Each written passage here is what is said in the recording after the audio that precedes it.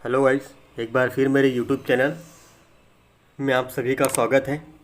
आज हम लोग जो है आगामी जो होगा आपका 18 सितंबर को सीजी टेट परीक्षा, ठीक है, सीजी टेट परीक्षा जो होने वाला है, टीईटी परीक्षा जो होने वाला है, छत्तीसगढ़ शिक्षक पात्रता परीक्षा 2022 जो होने वाला है आपका आगामी 18 सितंबर को, उसके लिए मोस्ट इम्पॉर्टेंट क्वेश्चन मैंने लिए हैं। यदि आपने अभी तक मेरे यूट्यूब चैनल को सब्सक्राइब नहीं किए हैं तो मेरे यूट्यूब चैनल को सब्सक्राइब करें और इस वीडियो को जो है लाइक ज़रूर करें और ज़्यादा से ज़्यादा लोगों को शेयर ज़रूर करें। इसमें जो है आपका मनोविज्ञान और बाल विज्ञान से टॉप 20 क्वेश्चन मैंने लिए, ठीक है। अगला जो वीडियो रहेगा वो 50 क्वेश्चन का रहेगा, बाल विज्ञान एवं मनोविज्ञान का। लेकिन अभी फ़िलहाल ये जो क्वेश्चन है वो है आपका 20 क्वेश्चन है। इसमें आप बताइए कि आपसे कितने बनते हैं और ज़्यादा से ज़्यादा लाइक आने पर जल्द से जल्द जो है उस 50 महत्वपूर्ण क्वेश्चन को जल्दी लाएंगे, ठीक है। तो ज़्यादा से ज़्यादा लाइक करें और इस वीडियो को जो है ज़्यादा से ज़्यादा लोगों को शेयर ज़रूर करें। तो ये जो क्वेश्चन होंगे वो 20 क्वेश्चन होंगे, जिसमें से बाल विकास और आपका मनोविज्ञान से संबंधित है, ठीक है। तो आज के लिए वो मोस्ट इम्पॉर्टेंट क्वेश्चन है, तो सभी क्वेश्चन को आपको देखने और लास्ट तक इस वीडियो को ज़रूर देखें, ठीक है। तो प्रश्न नंबर पहला देखें। प्रश्न नंबर पहला कहता है कि बच्चे में बुद्धि उपलब्धि 90 से 110 के मध्य है तो वह क्या होगा, पूछा है। यदि बच्चे में बुद्धि लब्धि 90 से 110 के मध्य है तो इसका क्या होगा, ये क्वेश्चन आपसे पूछा है, ठीक है। प्रश्न नंबर पहला, तो इसका आंसर आप कमेंट बॉक्स के माध्यम से भी दे सकते हैं। यदि आपने मेरे पहली बार मेरे यूट्यूब चैनल पर आए हैं तो मेरे यूट्यूब चैनल को जो है सब्सक्राइब ज़रूर कर लें और इस वीडियो को लाइक ज़रूर करें ताकि टॉप 50 क्वेश्चन जल्दी से ला सकें, ठीक है। तो इसका जो आंसर होगा वो होगा आपका ऑप्शन नंबर ए, सामान्य बुद्धि कहलाएगा, ठीक है। तो बच्चे में जो बुद्धि लब्धि जो 90 से 110 के मध्य है तो क्या कहलाएगा, आपका सामान्य बुद्धि कहलाएगा, ठीक है। ऑप्शन नंबर ए इसका करेक्ट आंसर हो जाएगा। अगला देखेंगे। प्रश्न नंबर दूसरा देखिए, बच्चे के लिए निःशुल्क शिक्षा एवं अनिवार्य शिक्षा का अधिकार अधिनियम किस वर्ष के बच्चे के लिए लागू है। आपको बताना है कि जो बच्चे के लिए निःशुल्क शिक्षा है और अनिवार्य शिक्षा है वो कितने वर्ष के बच्चों के लिए लागू है। आपके पास 4 ऑप्शन है, 6 से 14 वर्ष, 7 से 13 वर्ष, 5 से 11 वर्ष या आपका 6 से 14 वर्ष, 6 से 12 वर्ष। तो इसका जो आंसर होगा ऑप्शन नंबर ए इसका करेक्ट हो जाएगा। तो बच्चे के लिए जो अनिवार्य शिक्षा है, जो निःशुल्क शिक्षा है वो है आपका 6 से 14 वर्ष के बच्चों के लिए अनिवार्य है। ऑप्शन नंबर ए इसका करेक्ट आंसर हो जाएगा। अगला देखेंगे। प्रश्न नंबर 3 देखिए, एक बच्चे के बुद्धि और विकास के अध्ययन की सर्वाधिक अच्छी विधि कौन सी है, ठीक है। तो आपको बताना है कि जो बच्चे की बुद्धि है और उसके विकास है उसके अध्ययन में सर्वाधिक अच्छी विधि कौन सी है। 4 ऑप्शन है आपके पास, उसमें से आपको बताना है कि कौन सी विधि सबसे अच्छी है बुद्धि और विकास के लिए बच्चे के। तो इसका जो आंसर होगा ऑप्शन नंबर सी, विकासी विधि। विकासी विधि जो है एक बच्चे के बुद्धि और विकास के अध्ययन में सर्वाधिक अच्छी विधि मानी जाती है आपका विकासी विधि, ठीक है। ऑप्शन नंबर सी इसका करेक्ट हो जाएगा। अगला देखेंगे।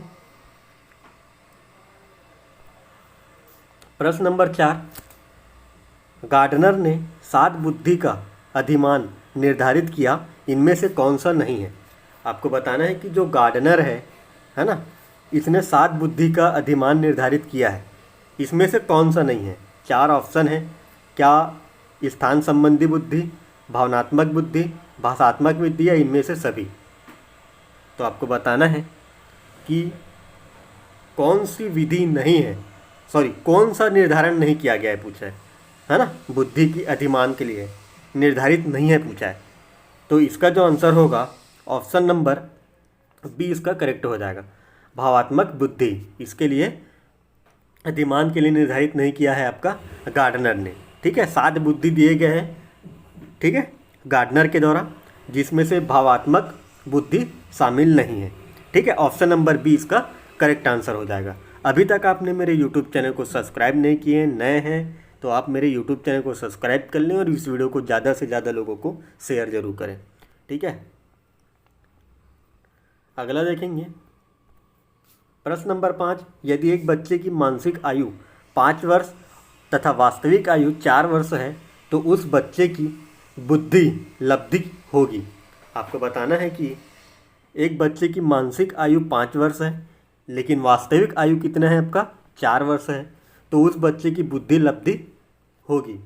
आपके पास 4 ऑप्शन दिए गए, उस 4 ऑप्शन में आपको बताना है 125, बी में दिए 80, 120 और 100। तो इसका जो आंसर होगा ऑप्शन नंबर ए 125। ठीक है, तो इसकी बुद्धि जो लब्धि होगी वो होगी आपका 125। ऑप्शन नंबर ए इसका करेक्ट आंसर हो जाएगा। अगला देखेंगे प्रश्न नंबर 6। मनोविज्ञान शिक्षा का आधार विज्ञान है, यह कथन किसने कहा है? ये आपको बताना है। ये कथन वाला क्वेश्चन बहुत इंपॉर्टेंट हो जाता है।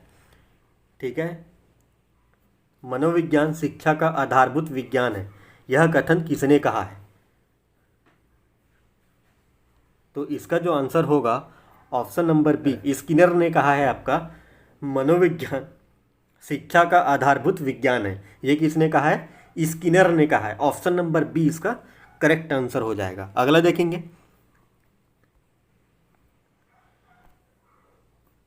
प्रश्न नंबर 7।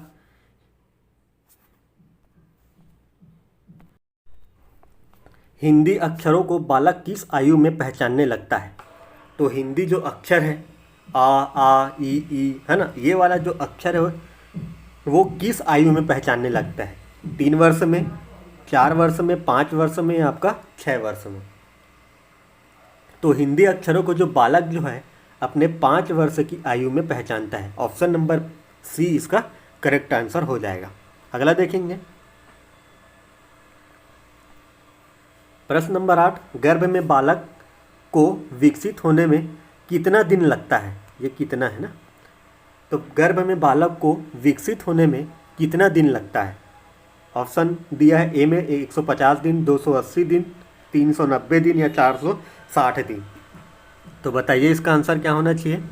तो बालक को गर्भ में विकसित होने के लिए ऑप्शन नंबर बी इसका करेक्ट आंसर हो जाएगा।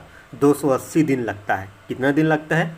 280 दिन का समय लगता है एक बालक को गर्भ में विकसित होने के लिए। ठीक है, ऑप्शन नंबर बी इसका करेक्ट आंसर हो जाएगा। अगला देखेंगे प्रश्न नंबर 9। देखिए, बालक मुख्य रूप से पहचान कर लेता है ना, तो आपको बताना है कि किस आयु में जो है पहचान कर लेता है मुख्य रूप से बालक। ठीक है, तो आपको बताना है ऑप्शन ए में दिया 5, बी में दिया 6, 7 या 8। तो आपको बताना है मुख्य रूप से पहचान कर लेता है बालक। एक जो बालक है वो मुख्य रूप से किसी चीज़ को पहचान कब कर लेता है? तो इसका जो आंसर होगा ऑप्शन नंबर ए 5 वर्ष।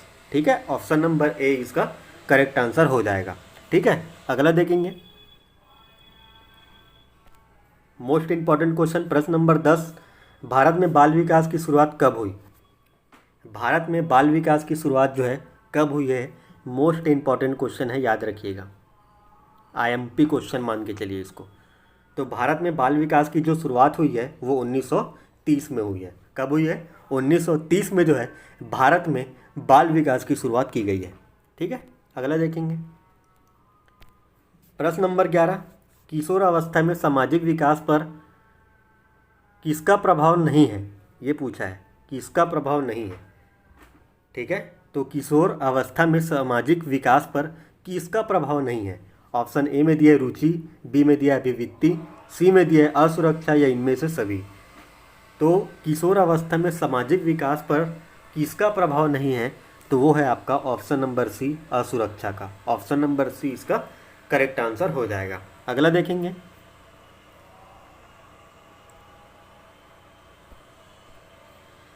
प्रश्न नंबर 12। मानसिक विकास को प्रभावित करने वाला कारक नहीं है। आपको बताना है कि जो मानसिक विकास को जो प्रभावित करने वाला कारक कौन सा नहीं है। 4 ऑप्शन है आपके पास, उसमें से नहीं है पूछा है। तो इसका जो कारण है, कारण नहीं है। पहले कारण देख लीजिए, मानसिक विकास को प्रभावित करने वाले कारक कौन कौन से हैं। तो परिवार का वातावरण, और दूसरा आपका पारिवारिक आर्थिक स्थिति, और तीसरा है आपका परिवार की सामाजिक स्थिति। लेकिन मानसिक विकास को प्रभावित करने वाला कारक कौन सा नहीं है। ऑप्शन नंबर बी इसका करेक्ट आंसर हो जाएगा। धार्मिक वातावरण इसका प्रभावित करने वाला कारक नहीं है मानसिक विकास को।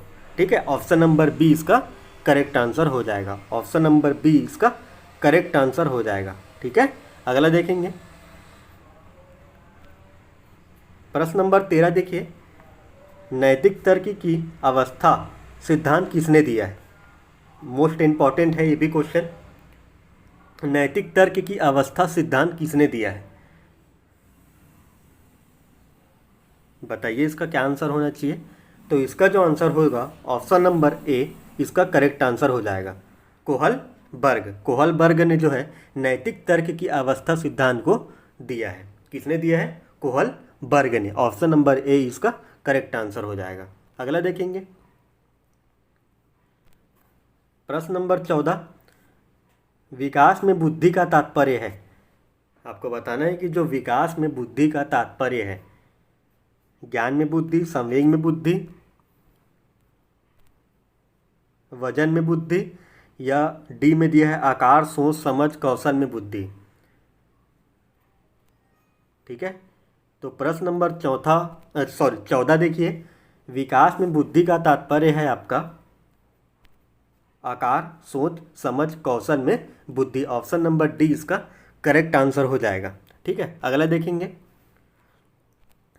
प्रश्न नंबर 15। तनाव और क्रोध की अवस्था है।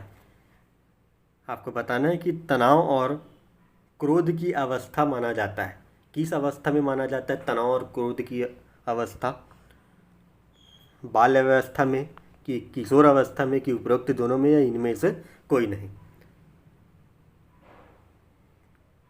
तो इसका जो आंसर होगा 15 का, तनाव और क्रोध की अवस्था जो माना जाता है ऑप्शन नंबर बी किशोर अवस्था में। ठीक है, ऑप्शन नंबर बी इसका करेक्ट आंसर हो जाएगा। अगला देखेंगे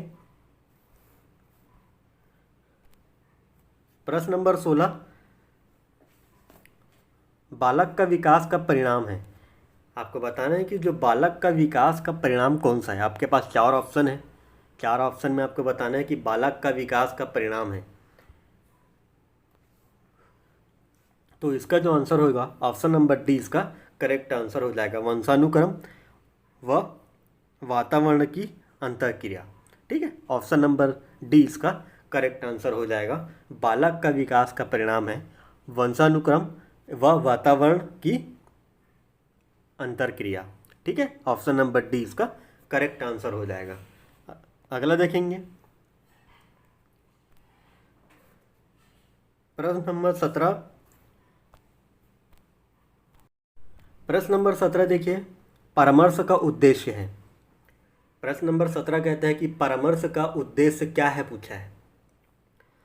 ए में दिया है आपका बच्चों को समझना, बच्चों की कमियों के कारण को पता लगाना। सी में दिया है आपका बच्चे की समायोजन करना, बच्चे को समायोजन करना, या इनमें से सभी। तो बताइए परामर्श का उद्देश्य क्या है। जो परामर्श का उद्देश्य है ऑप्शन नंबर डी इसका करेक्ट आंसर हो जाएगा, इनमें से सभी।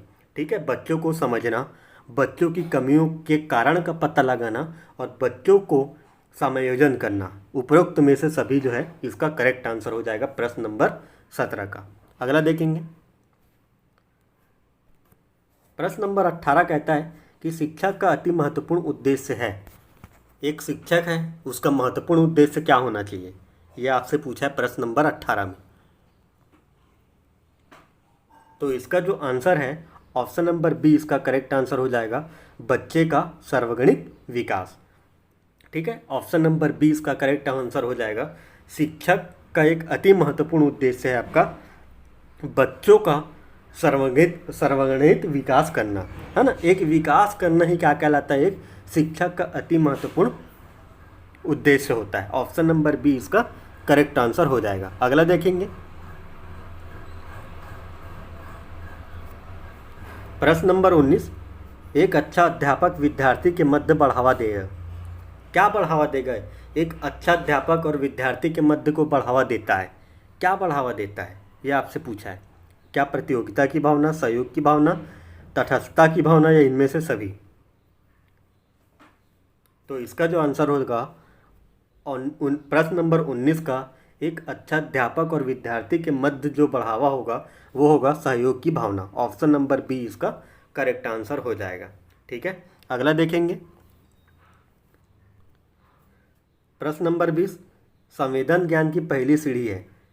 ये सीढ़ी है ना, संवेदन ज्ञान की पहली सीढ़ी है पूछा है। ठीक है, ए में दिया है आपका मानसिक विकास, बी में दिया शारीरिक विकास, सी में दिया भाषा विकास, या डी में दिया इनमें से कोई नहीं। तो आपको बताना है कि संवेदन ज्ञान की पहली सीढ़ी कौन सी है। 4 ऑप्शन है आपके पास, बताइए। तो संवेदन ज्ञान की पहली सीढ़ी है आपका शारीरिक विकास। ठीक है, ऑप्शन नंबर 20 का करेक्ट आंसर हो जाएगा। ये इस वीडियो का लास्ट क्वेश्चन था। अगला जो 50 क्वेश्चन आने वाले उसके लिए आप तैयार हो जाइए। और अभी तक मेरे यूट्यूब चैनल को सब्सक्राइब नहीं किए, सब्सक्राइब करें। और इस वीडियो में जो है ज़्यादा से ज़्यादा मुझे लाइक चाहिए। इस वीडियो में ज़्यादा से ज़्यादा लाइक आना चाहिए। ठीक है, तो आगामी जो परीक्षा को देखते हुए जो है जल्द से जल्द जो है नेक्स्ट वीडियो लाया जाएगा। ठीक है, तो अभी तक आपने मेरे यूट्यूब चैनल को सब्सक्राइब नहीं किए हैं, सब्सक्राइब करें और ज़्यादा से ज़्यादा लोगों को शेयर ज़रूर करें। ठीक है, तो आज के लिए बस इतना ही। धन्यवाद।